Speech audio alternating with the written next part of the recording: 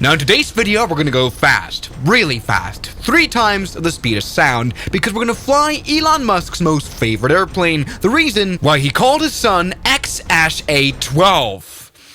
Yeah, everybody, the Lockheed A12, after all these years, has been released for a flight sim, and I really can't wait. Never before have we been able to go so fast in the flight sim. We can now buy this plane for 16 pounds, or 19 euros, or $22. It's just more expensive than the Swiss SR-71.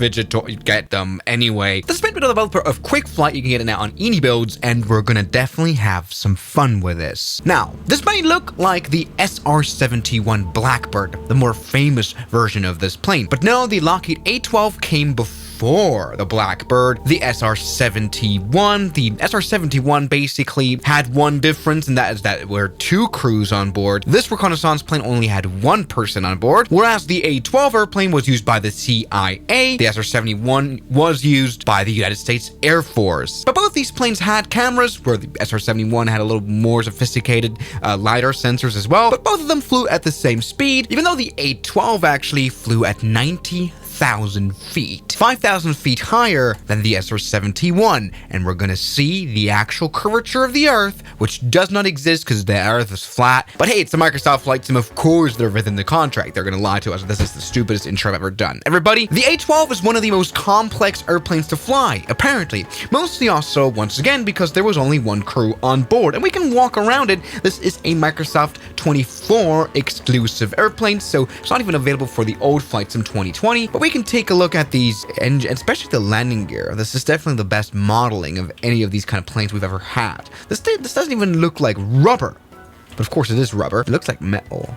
Why does it look like metal? Well, it's because these tires, though they were made by Goodyear, you can actually, oh, they probably didn't have the rights to do that. The whole rubber was mixed with aluminum powder. Why? Because this plane flew and especially landed at such high speeds and had to brake that very high temperatures was building up within the landing gear, and normal airplane tires from a 747 would just explode. And this is why the tires look as though they're made out of metal. It's to withstand the higher temperatures. Wonderful. We can sneak all over the plane right now and look at the engine nozzle. I wouldn't want to stand behind that for very long when the engine is turned on. Now look at this. Interestingly enough, the nose landing gear does not seem to be infused with aluminum, so that's totally fine. Now, how do we enter this aeroplane? I guess we go up. Oh, come on. Yes, here we. Oh, we do have a second crew. Interesting. You know what I just realized is that this plane is, while it's based off the A12, the A12 does look a little bit differently, right? It has a nose shaped like this, whereas the SR-71 has a little bit of a flatter nose. Interestingly enough, this looks more like the SR-71, though it's called Archangel, which is... And also we have 2 crew. Wait, this is confusing, because Archangel is the internal code name for the A12, but it looks different. So yeah, probably what happens here is that they didn't have the rights from Skunk Works, from Lockheed, to actually call it A12 or SR-71, so they incorporated 2 planes. This is kind of almost like a semi-fictional plane. I've just realized that. All right, not that big of a deal. It's time to fly this bad boy. We're now sitting in front. Our name is Jack Reaper Stanton. The other guy's name is Aaron. And this is now the cockpit, which does look very much like the SR-71. This is kind of like a hybrid airplane. Now, how do we... Come on, can we close this? I think we need someone else to close this for us. All right, let's close it. Hello, sorry. All right, let's get back inside. You know, it's already great that I'm struggling to close the canopy of this thing. It's gonna be an amazing and safe flight. So lots of the things do work, and this looks like a great plane. Let's see how we can turn this on. After all planes are the same. You know, they're always in sections. This, for example, is the lights. I'm looking rather, though, for the battery, the electricity. Come on. I can already see. Now, before we even did anything, as you can see, the battery is even off. The instruments run anyway, and that might just be because of this loud diesel generator running here. This is the electricity generator here, the ground power unit, which is why the airplane, I guess, is already kind of running. Maybe that's the thing. All right, so let's turn on the battery right there. Emergency AC buzz. Okay, all right.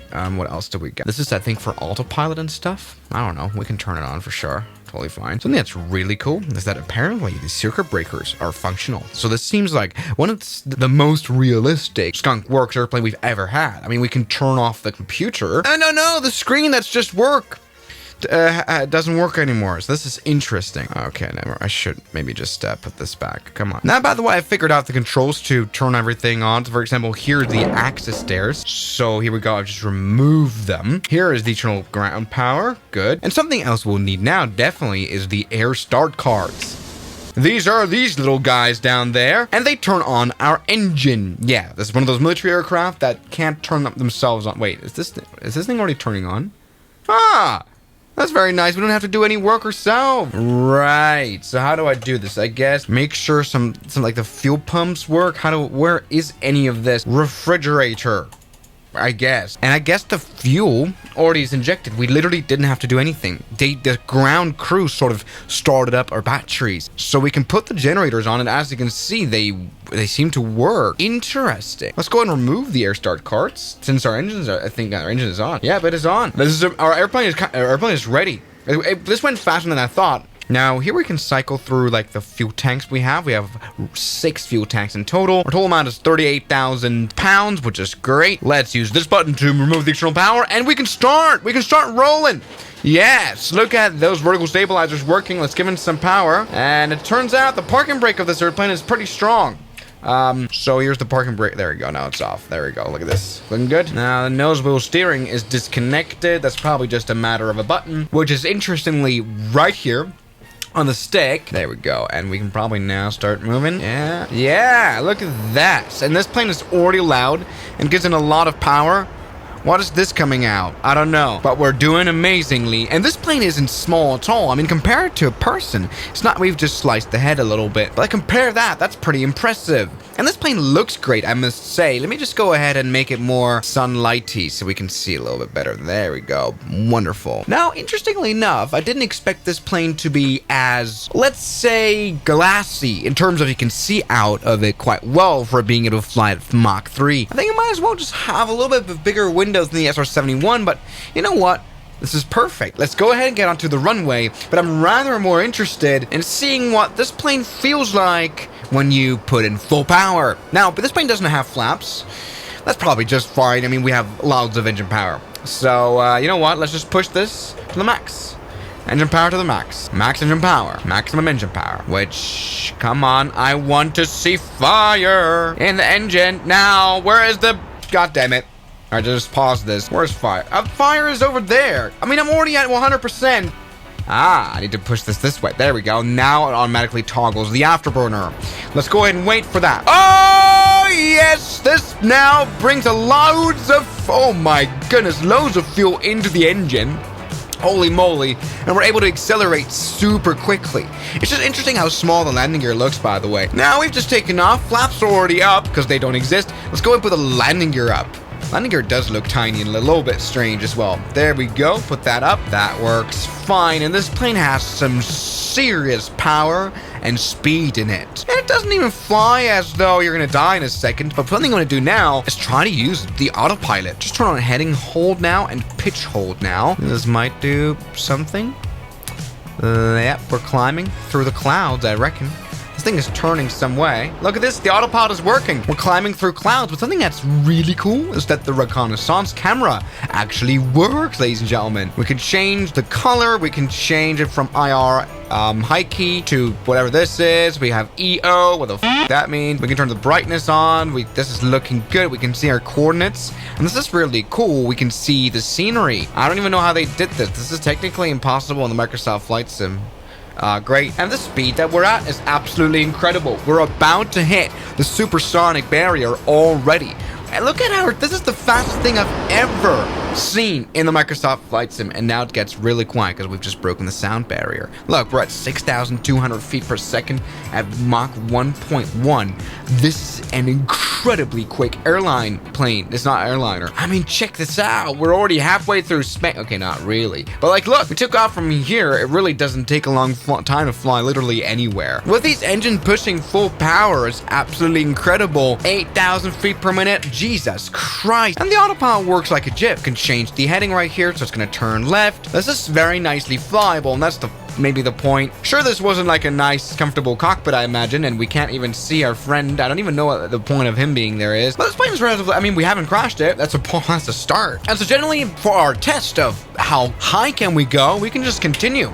Autopilot does all we need. We're climbing now at 12,000 feet per minute. You know, the immense amount of fire that we're burning right here in our engine, I mean, this thing turns blue, like green, means that we're so powerful that we actually love being so high up and being even more high up because we have so less air that drags us. I mean, look, 17,000 feet, no problem. This is why Elon Musk loved this plane. This is a plane for war, right? Let's not forget that. But it doesn't have weapons because its only weapons is its insane speed and altitude. I mean, what do you do when this guy, you know, flies up of your... What do you do? No Sukhoi will ever be able to catch up with it. All right, and by the way, while we're speaking, I just looked at my phone for a sec, and I'm not even running... I'm not running on any at X2 times speed. We're climbing. We're still climbing. We can see that the plane's kind of getting out of our comfort zone because we're losing a lot of airspeed because we're starting to actually reach space. Hold on. How do I turn on? Wait. Pitch. Wait. How do I make sure this airplane stays at an altitude? Yeah, maybe something like that. Yeah, this is the wheel that we can use. Perfect. We're flying. We're flying at 100,000 feet. We don't hear anything. I mean, there's barely any air up here to create any wind noises. Nor, of course, do we hear the engine. I mean, okay, we go behind it, but very briefly. I love that the soundscape is right nicely simulated. We're flying a little bit faster than this plane's supposed to. We're at Mach 4. Did I do anything wrong? This is crazy. This plane is insane. We're even double as fast as the Concorde. We'd fly to New York from London in like an hour. No kidding. We've been flying for 10 minutes and we're overspeeding. Wait, the plane maybe even has the ability to overspeed. What in the world is going on? We're flying way faster than this plane's supposed to. How high can we go? Let's figure this out. We're 5 times the speed of sound. It's ridiculous how even we can literally see how the world just passes behind us. We're so quick and we can climb it. I think this might be below. Did I break this or is this supposed to be like this? Our speed is even increasing now. All right, we're flying even high. Well, I can't see. What I'm gonna do now. I'm gonna just higher up the sim rate and see what this airplane can do for us. Honestly, so right, my computer is dying. It has to load in so much now. We're at 250,000 feet. We're at Mach 6.4. This is faster than any plane's ever gone, but it really doesn't take long at all to cross the entirety of Spain, and I've crashed the plane. Hey everybody, this sets the altitude record, because like the altitude record in the Microsoft Flight Sim, by the way, is 250,000 feet, and so I mean, look at this. This is clearly us dying now. We're dead. We're gone. But this is insane. Okay, we're genuinely dead. All right, this is good. Hey, something I would do now is, you know, figure out how does this plane actually fly? You know, at low speed, how does it land? I mean, the landing gear is really tiny. I never realized that. Either way, something that we should definitely do is turn off the nose wheel steering here. The landing gear is already down. Let's see how slow this plane flies. I mean, the Delta Wing probably doesn't allow this plane to fly slowly. It'll probably die. We can see a little bit of yaw instability here, probably because this vertical stabilizers are small, so flying at a slow speed isn't fun with this plane. Hey, but wait, why are we able to fly at 120 knots? How are we not died? We should die. We can only land at round about 200 knots, which you can see by the green ribbon ending here by 210. This is definitely not a speed that we're allowed to go under. I feel like the physics might be a little bit Microsoft Flight Simulator. Something is odd with the flying. Maybe the wind is absolutely crazy here. Okay, this is now at 0 knots wind. Let's go ahead and land the SR-71. What's annoying about this plane is that you can't see directly in front. So you have to look like this, maybe a little bit. Now, when we land now here at Gibraltar Airport runway, which isn't very big and long, we have a problem, and that is stopping. This plane only has wheel brakes, because no, the spoilers, you don't really have spoilers. You don't have flaps to slow down or anything. You don't have reverse thrust, but something we do have is the drag chute that I'm going to pull in a second now. Hold on now, and let's touch her down nicely, I think. Oh, it doesn't fly nicely. Oh, all right, there you go. Okay, that was a firm landing. Shit's up, it's fine. Either way, it's time now that we put the drag chute out. So let's do that. Let's see what this looks like. Yes, look at this. The drag chute has deployed, and we're able to stop. We're stopping. But not very quickly, to be honest. I'm fully in the brakes, and I think the drag chute is the only thing. By the way, I do like this animation. Drag chute, though, is the only thing that probably does the stopping on this plane. So, everybody, what do you want me to do? Land this plane on a short runway? Probably. This is not a small plane, by the way. I think this is a pretty cool airplane, though I'm struggling with the physics. I mean, the modeling is great, but I know this plane flies unlike any other, of course, in real life. So, of course, it's hard to model that in the flight sim properly. This was definitely not as realistic as can be or should be. So thank you guys so much for watching this video, and I'll see you guys tomorrow. As always, good night. The special thanks goes out to my members, my supporters: Guns Killer, R27, James Duram, That Dude, Anime Gods of Gaming, Derek, Insider Plane, Nishijitsu Fanner, Professional Jamal, Ryland Williams, and New the York. You've got beautiful names.